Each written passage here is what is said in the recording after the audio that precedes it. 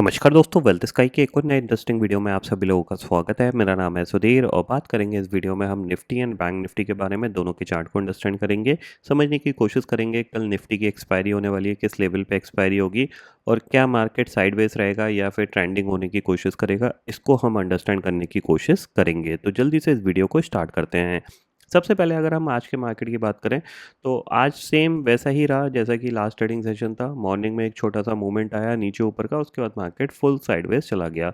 कल भी मैंने आपको यही पॉइंट समझाया था कि मार्केट एक ब्रेकआउट करके बैठा हुआ है, बस ये कंसोलिडेशन कर रहा है टॉप पे। अब इस कंसोलिडेशन का ब्रेकआउट कब आएगा इसको समझना बहुत मुश्किल है, क्योंकि क्या होता है कि ये जो ब्रेकआउट हमने देखा था, ये तब देखा था जब क्रूड ऑयल नीचे था, करीब-करीब 78 के आसपास आ गया था, ठीक है ना? अब ये दोबारा से ऊपर आया है, तो कहीं न कहीं जो बायर्स हैं, उनके मन में ये डर रहता है कि अगर हमने यहाँ से बाइंग किया और कल को क्रूड ऊपर आ गया और किसी भी रीज़न से गैप डाउन खुल गया, तो वो ट्रैप हो सकते हैं, ठीक है ना? क्योंकि ज़्यादातर लोग फ्यूचर्स में पोज़ीशन बनाते हैं, ऑप्शन सेलिंग के थ्रू पोज़ीशन बनाते हैं, तो ओवर द नाइट का जो रिस्क है, वो कहीं न कहीं लोगों को, मतलब जो लॉन्ग करने वाले हैं, उनको ये थोड़ा-सा डर मन में बैठा हुआ है। इसीलिए मार्केट क्या है, ऊपर के लेवल पे कंसोलिडेशन कर रहा है, ठीक है ना? आप देख सकते हो ऑलमोस्ट आपका 3 अगस्त से लेके और आज 10 अगस्त है, मार्केट ने इसी ज़ोन के अंदर ज़्यादातर देर कामकाज किया है। ये जो बड़ी कैंडल्स अगर आप इनको हटा दोगे,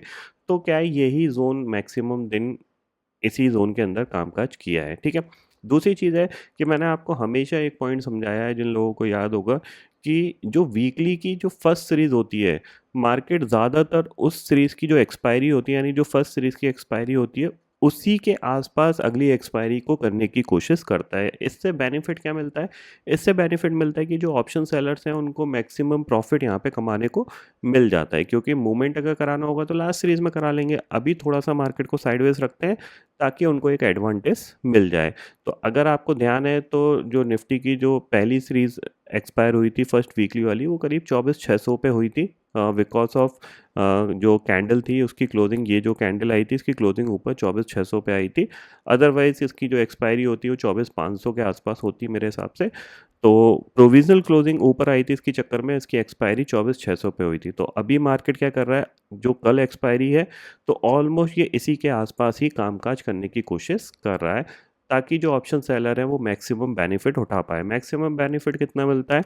हमेशा ध्यान रखो, जब भी एक कोई नई सीरीज़ स्टार्ट होती है, यानी कल के दिन में अगर आप अगली सीरीज़ का ऑप्शन सेल करोगे शॉर्ट स्ट्रैडल, तो वो 300 पॉइंट का है, 12 साढ़े 12 के विक्स पे। जैसे अगर आप अभी भी देखते हो, 18 अगस्त पे आप 24,600 की कॉल आउटपुट देखोगे तो करीब-करीब आपको कितना, ₹320 का प्रीमियम दिखेगा, जो कि सफिशिएंट रेंज एक क्रिएट करके देता है।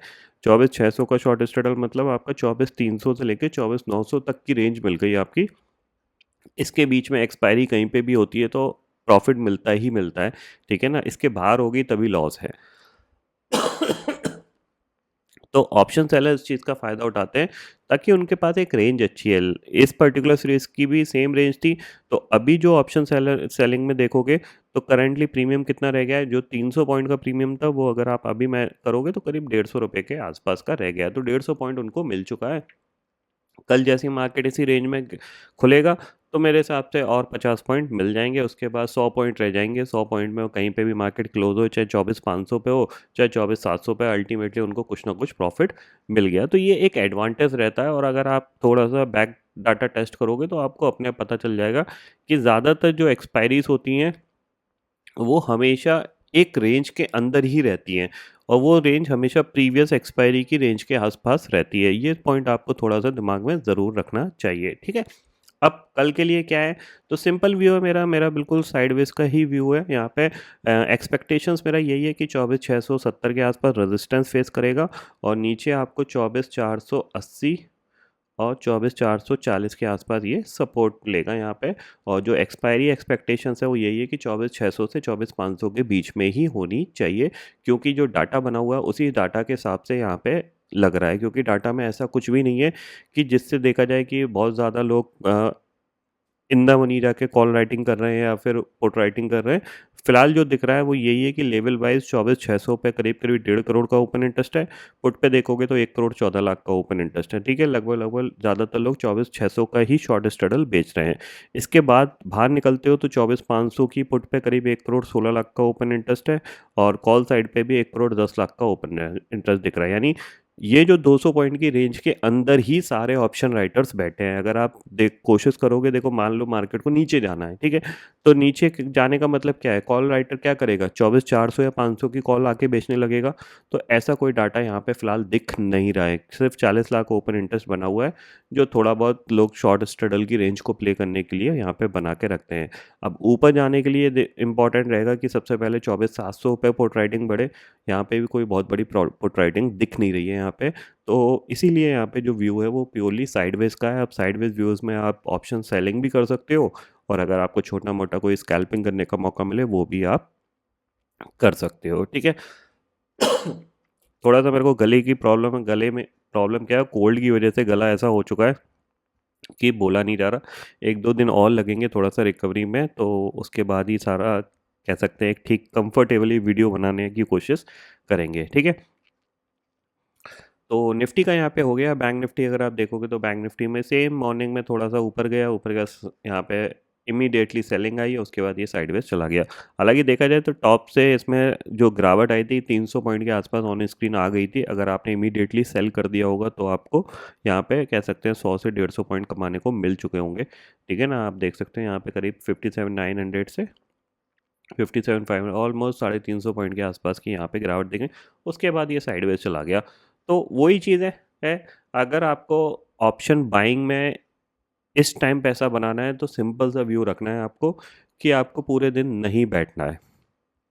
अगर आप पूरे दिन बैठोगे तो आपको बहुत मुश्किल है कि आप पैसे घर ले जा पाओगे। आप कोशिश करो, ट्रेड डालो, प्रॉफिट मिल जाए 20-25 पॉइंट, लेके निकल जाओ। 20-25 पॉइंट तब की बात कर रहा हूँ जब आप deep in the money option ले रहे हो। मान लो आपको यहाँ पे, मान लो आपको शॉर्ट करना है, ठीक है, तो आप मान लो 24,700 की पुट ले रहे हो या फिर 24,600 की पुट ले रहे हो, तब आपको 20 पॉइंट कमाने को मिलेंगे, नहीं तो वो भी नहीं मिलेंगे। क्योंकि इस मार्केट में क्या है कि इस मार्केट में बिकॉज ऑफ CAS आने के बाद, कैश आने के बाद, जो प्रीमियम डिके है ना, वो भी धीरे धीरे खत्म हो गया। मतलब क्या है कि जो प्रीमियम का जो मैक्सिमम पहले जो डिके होता था वो बहुत तेजी से 2 बजे तक लग जाता था। बट अब क्या है कि अब डिके नहीं हो रहा है, ना ऑप्शन बढ़ रहा है ना ऑप्शन घट रहा है। सारा का सारा जो डिके है वो क्लोजिंग के टाइम पे जाके लगता है, जब CAS का टाइम आता है। तो अब अगर आप देखोगे तो लास्ट पिछले 3 दिन से जो CAS की क्लोजिंग है वो भी ठीक ठाक आ रही है। ऐसा नहीं है जो पहले स्टार्टिंग में हुआ था 200 पॉइंट ऊपर, 150 पॉइंट नीचे तो नहीं हुई थी, सारी ऊपर ही हुई थी, बट लास्ट 2-3 दिन से कंटिन्यूसली ठीक आ रही है। इसका मतलब क्या है कि ये जो सिस्टम है वो प्रॉपरली अब धीरे धीरे काम करना स्टार्ट कर गया है। ठीक है, जैसे आज की भी अगर आप देखोगे तो करीब 20, मतलब जहाँ पे निफ्टी ट्रेड कर रहा था उससे 20 पॉइंट ऊपर जाके हुई है। तो कह सकते हैं रेंज को ये प्रिडिक्ट करने लग गया है। बस डर अभी भी लोगों का ऐसा है, कहीं ऐसा ना हो कि CAS के टाइम पे बहुत बड़ी गैप अप और मतलब ऊपर जाके क्लोजिंग हो जाए या फिर नीचे होके क्लोजिंग हो जाए। उस वजह से क्या है कि जो प्रीमियम है ऑप्शंस के, वो डिके नहीं हो रहे हैं इंट्राडे में, बहुत धीरे धीरे धीरे धीरे हो रहे हैं। तो ये भी आपको ध्यान में रखना है। ठीक है, बाकी क्रूड का मैंने बता दिया। ग्लोबल मार्केट भी अगर एक बार देख लें सॉरी, ये भी कंसोलिडेशन में फ्लैट से कामकाज कर रहे हैं। नास्डैक 100 पॉइंट ऊपर है, डाउ 45 पॉइंट नीचे है। तो ग्लोबली सारे मार्केट कंसोलिडेशन कर रहे हैं। तो एक्सपेक्टेशंस मेरा यही है कि कल 24,600 24,500 के बीच में ही एक्सपायरी हो जानी चाहिए, चांसेस वेरी हाई। ठीक है, और बाकी मार्केट है कुछ भी कर सकता है, तो उसके लिए इंपॉर्टेंट क्या है, आपका स्टॉप लॉस उसको ज़रूर लगा के रखिए स्क्रीन पे। मेन इंपॉर्टेंट चीज़ ये है कि आपका लॉस हमेशा आपके कंट्रोल में होना चाहिए, प्रॉफिट अपने आप आ जाएगा। ये पॉइंट आपको हमेशा ध्यान रखना है ट्रेडिंग में। क्योंकि ट्रेडिंग में जो इंपॉर्टेंट चीज़ यही होती है कि लोग पैसे तो बना लेते हैं, बट प्रॉब्लम क्या आती है, जब एक दिन ख़राब आता है तो वो ख़राब वाले दिन वो अपने हाथ को रोक नहीं पाते हैं और पूरे दिन में बड़ा लॉस कर लेते हैं, जिसकी वजह से क्या होता है, उनका प्रॉफिट सारा चला जाता है। ये चीज़ मैंने मल्टीपल टाइम आपको बताई है। उसके बाद रही कसर, आपके चार्जेस और टैक्सेस और ब्रोकरेज ये सारी कर देते हैं, जो आपको और ज़्यादा नेगेटिव ले जाते हैं। ठीक है, आई थिंक सो आप सब लोग समझदार हैं, तो अपना स्टॉप लॉस लगा के ही काम करिएगा। ठीक है, तो फिलहाल दोस्तों इस वीडियो में इतना ही है। आई होप ये वीडियो आपको पसंद आएगा। वीडियो पसंद आता तो लाइक और शेयर ज़रूर करिएगा और चैनल को जो सब्सक्राइब कर लीजिए, क्योंकि मैं सुधीर लेके आता रहूँगा हर दिन आपके लिए नए नए वीडियो इसी के साथ। शुक्रिया दोस्तों, जय हिंद।